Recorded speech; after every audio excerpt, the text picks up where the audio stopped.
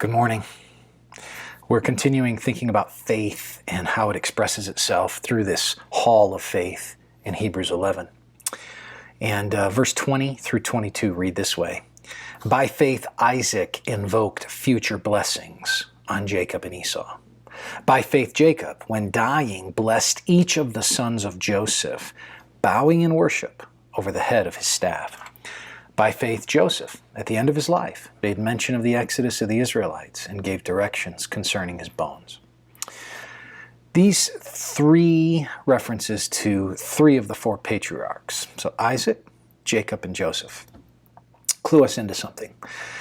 There's a concept that these patriarchs had that is God had a faithfulness to his story.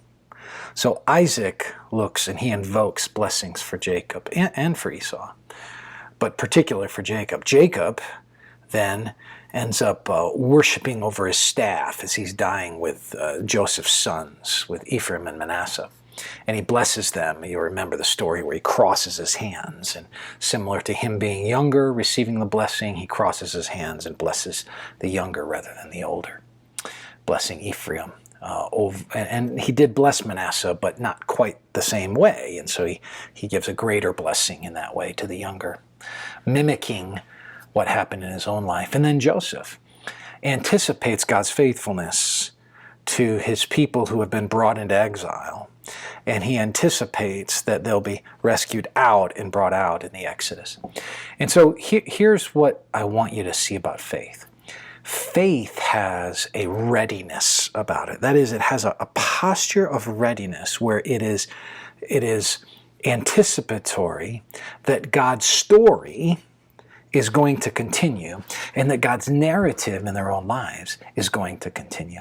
And that narrative is not going to stop because of God's faithfulness. Now, some of you have taken on some difficult waters. I know what that's like. We've taken on difficult waters, even in our own family at times. Certainly, COVID-19 has added difficult waters. Some of the cultural dynamics we're dealing with have created additional challenging waters that sometimes the rising tide feels very difficult. But I want you to see something. God is faithful to his story, and you're a part of that story.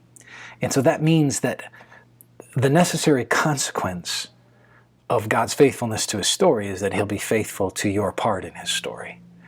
It doesn't mean that it's impersonal, but I guess what I want you to see is this. You're part of a larger narrative. It doesn't all depend upon you.